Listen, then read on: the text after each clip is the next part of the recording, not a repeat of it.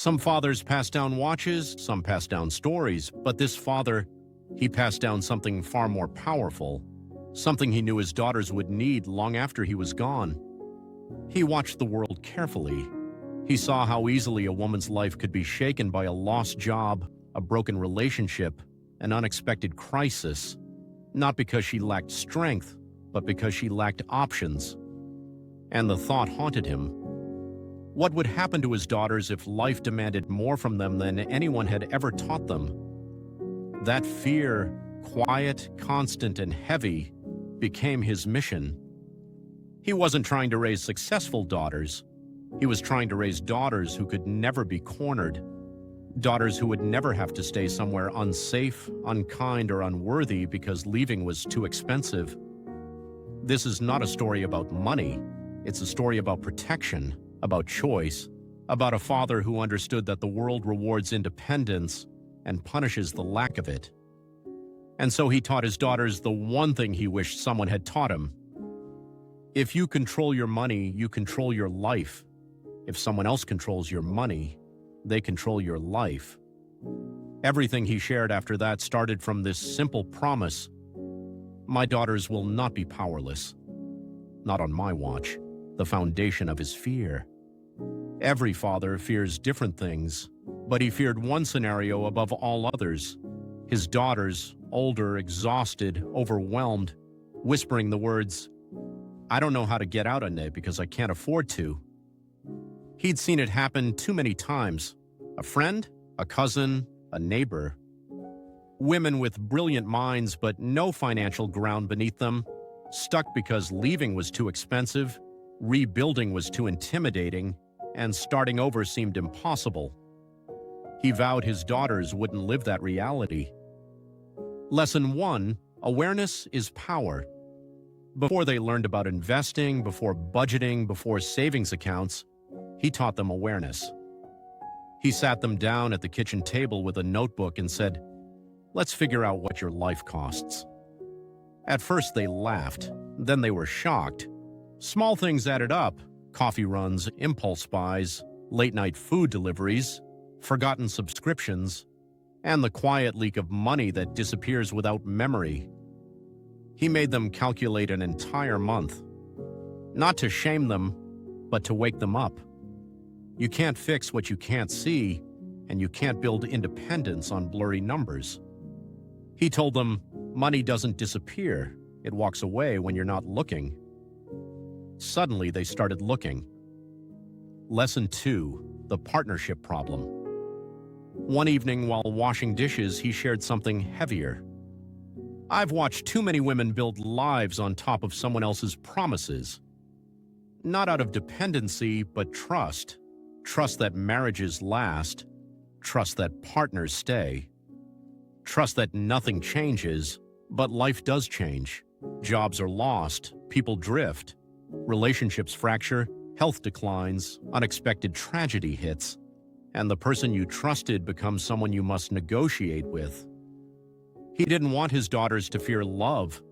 He wanted them to enter love from a position of strength, not need.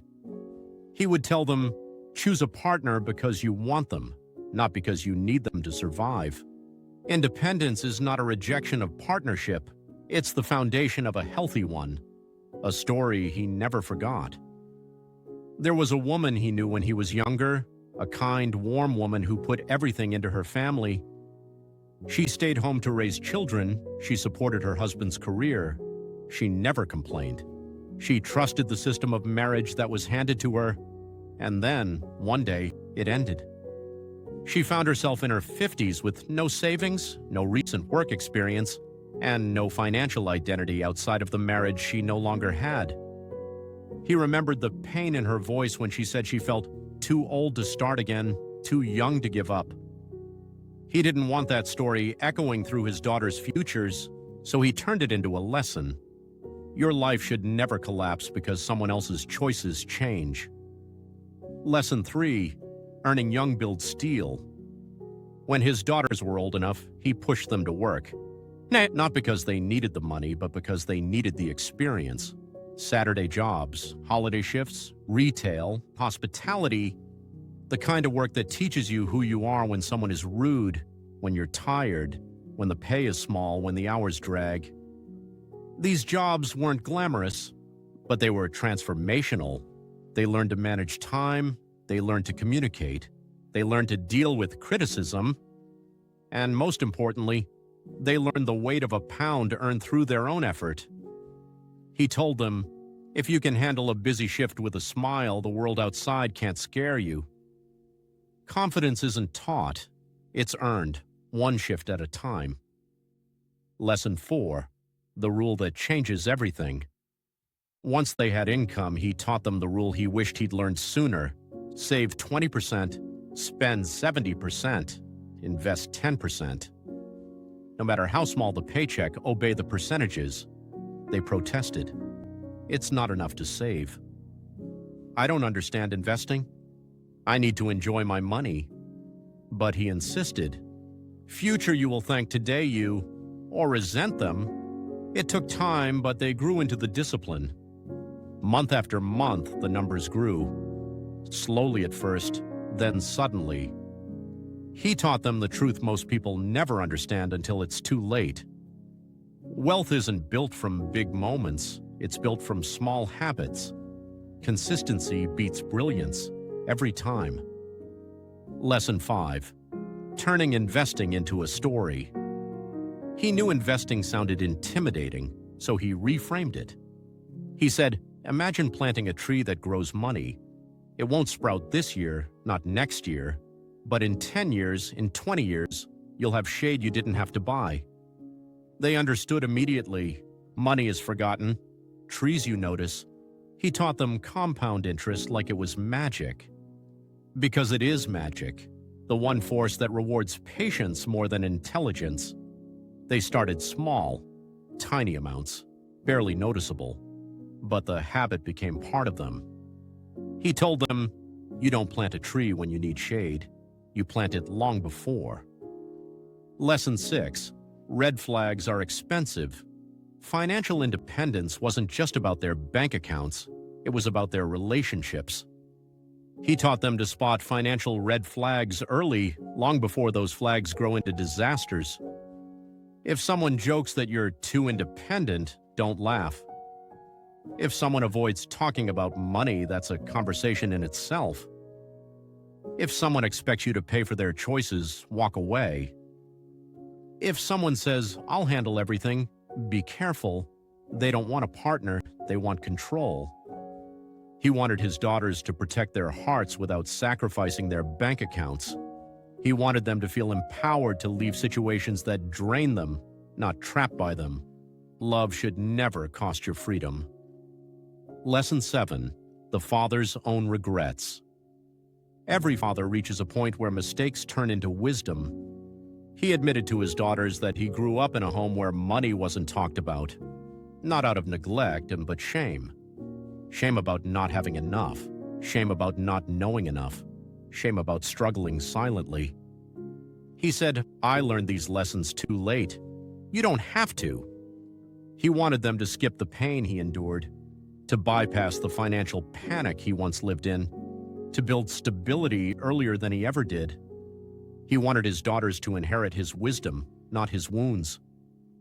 Lesson 8. Financial identity. He told them that every person has a financial identity, a story they believe about money.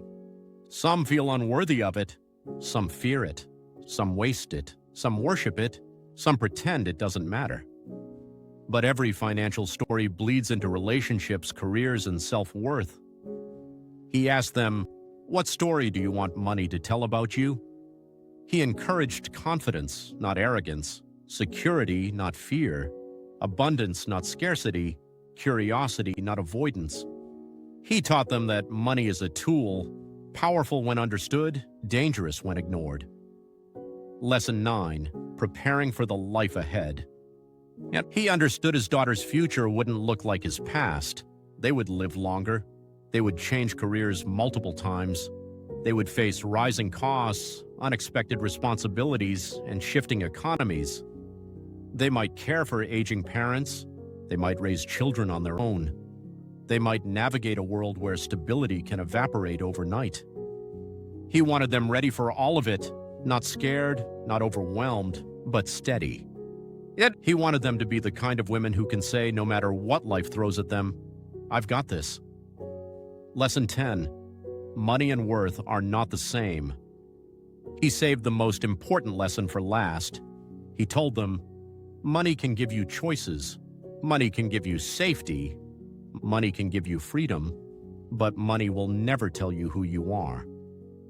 Financial independence is about dignity, not ego, not superiority, and not comparison.